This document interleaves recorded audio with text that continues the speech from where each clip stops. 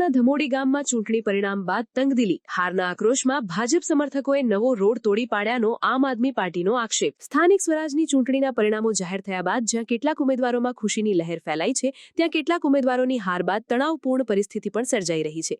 છોટાઉદેપુર તાલુકાના મોટી સડલી જિલ્લા પંચાયત બેઠકના ભાજપના ઉમેદવાર અશોક રાઠવા અને આમ આદમી પાર્ટીના સુખરામ રાઠવા વચ્ચે થયેલી જિલ્લા પંચાયતની ચૂંટણી બાદ હવે વિવાદ ઉગ્ર બન્યો છે। અશોક રાઠવાની હાર બાદ તેમના સમર્થકોમાં નારાજગી જોવા મળી રહી છે અને આ નારાજગીનો ભોગ બન્યા છે ધમોડી ગામના લોકો। ગામમાં દહેશતનો માહોલ ઊભો થવાની સાથે જ તાજેતરમાં બનેલો રોડ તોડી પાડવાનો મામલો સામે આવ્યો છે। છોટાઉદેપુર જિલ્લાના ધમોડી ગામમાં ચૂંટણીના પરિણામ બાદ તણાવપૂર્ણ પરિસ્થિતિ સર્જાઈ છે। ભાજપના ઉમેદવાર અશોક રાઠવાની હાર બાદ તેમના સમર્થકોમાં અસંતોષ ફેલાયો છે।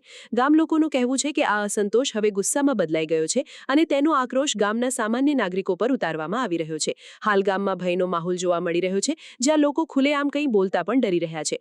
લોકો ભયભીત થતા જીતેલા ઉમેદવાર સુખરામ રાઠવા ગામમાં પહોંચ્યા હતા। ગામના લોકોએ તેમની સમક્ષ સ્થિતિનું વર્ણન કર્યું હતું। સુખરામ રાઠવાએ લોકો સાથે પ્રાંત અધિકારીને રજૂઆત કરી છે। હું મોટી સડલી જિલ્લા પંચાયત સભ્ય સુખરામભાઈ રાઠવા ધમોડી ગામે આજે મુલાકાત લેતા મને ગ્રામજનોએ જણાવ્યું કે અમને ગામના ભાજપના કાર્યકરો અને ભાજપના નેતાઓ દ્વારા અમને ખૂબ ધમકીઓ મળી છે, કેમ કે એ લોકો એવું કહેવા માંગે છે કે અમને વોટ નથી આપ્યા। ગ્રામજનો એવું પણ કહી રહ્યા છે કે જ્યારથી મતગણતરી નું રિઝલ્ટ આવ્યું છે ત્યારથી અમને રોજ ધમકાવે છે, ઘરે આવીને ધમકાવે છે, જ્યારે લગ્ન પ્રસંગ હોય કે કોઈ હાટ બજારમાં જતા હોય ત્યાં પણ ધમકાવે છે। તો મારે એમ કહેવું છે કે જે આપણે આજે લોકશાહીમાં જીવીએ છીએ, 1947માં આપણો દેશ આઝાદ થયો હતો, ત્યારના આપણે લોકશાહીમાં જીવીએ છીએ, પરંતુ જો આમને આ જ રીતે કરવું હોય તો ચૂંટણી બંધ કરી દો અને લોકોને જે ફળિયાને જોડતો જે રસ્તો છે એ રસ્તો આજે એને તોડી દેવામાં આવ્યો, એનો ખાડો કરી દેવામાં આવ્યો, જેથી કરીને એમને અવરજવર આજે અટકી ગઈ છે।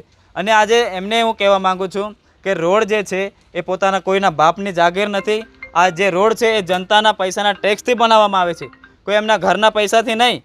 જો આવી રીતે લોકોને હેરાન કરશે તો આવનાર સમયમાં પણ જેટલી સીટો આવી છે એ સીટો પણ જોવા નહીં મળે। ગામ લોકોના જણાવ્યા અનુસાર પરિણામ બાદ કેટલાક લોકો જેસીબી મશીન અને હાથમાં દંડા લઈને ગામમાં આવ્યા હતા। તેમણે તાજેતરમાં બનાવવામાં આવેલ આરસીસી રોડને વચ્ચેથી તોડી નાખ્યો હતો।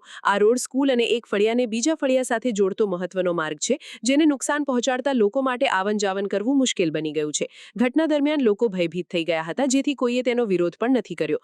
માત્ર રસ્તો જ નહીં પરંતુ રસ્તાની બાજુમાં આવેલ એક મકાનના ઓટલાને પણ તોડી પાડવાનું હોવાનું સામે આવ્યું છે। ગામ લોકોનું કહેવું છે કે આ બનાવથી તેમની રોજિંદી જિંદગી પર અસર પડી છે।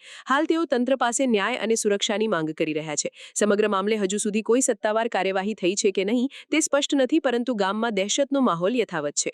નાખેલો છે એને રસ્તો બનાવવાનો તૈયારી કરવા પડશે એને ભાજપ કોઈ બી હોય, સરપંચ હોય, કોઈ બી હોય, જીસીબી ભાજપવાળા જીસીબી લઈને તોડી નાખેલો છે, પણ રસ્તો બનાવો કેમ કે અમારે જવાર આવરમાં કાંઈ મેં તકલીફ પડે ને, બંધ થઈ ગયો ચૂંટણીમાં ફતે જીતના થઈ એના કારણે અમે રસ્તો બનાવવા માંગીએ, બીજું કંઈ નહીં ચાલે ને ભાઈ। વિક્રમ રાઠવા આ બાબત જ્યારે તાલુકા ભાજપ પ્રમુખ રસિક રાઠવાને પૂછવામાં આવતા તેમણે જણાવ્યું કે આ પાછળનું કારણ પારિવારિક હોઈ શકે, જે આક્ષેપ લગાવવામાં આવ્યા છે તે પાયાવિહોણા છે।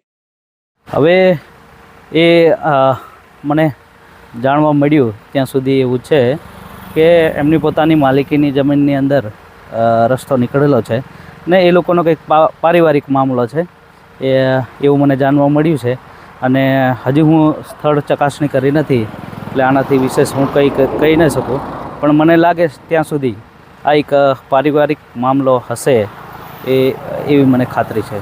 ધાક ધમકી કે એ બીજી બધી વાતો ખોટી છે, એમાં તો એ કોઈ વિષય નથી અને મને કંઈ વિશેષ આમાં દેખાતું નથી। આ તો વિરોધીઓને એક બહાનું મળી ગયું હશે આ બાબતે, બાકી એવો કોઈ વિષય નથી। ચૂંટણી એ લોકશાહીનો ઉત્સવ ગણાય છે, પરંતુ જે લોકોએ ઉત્સાહભેર મતદાન કર્યું અને તેમના મનપસંદ ઉમેદવારને જીતાડ્યા, પરંતુ હવે ગામમાં ડરનો માહોલ જોવાઈ રહ્યો છે। તેનું નિવારણ તંત્ર હવે કેટલું ઝડપી લાવે છે તે જોવું રહ્યું।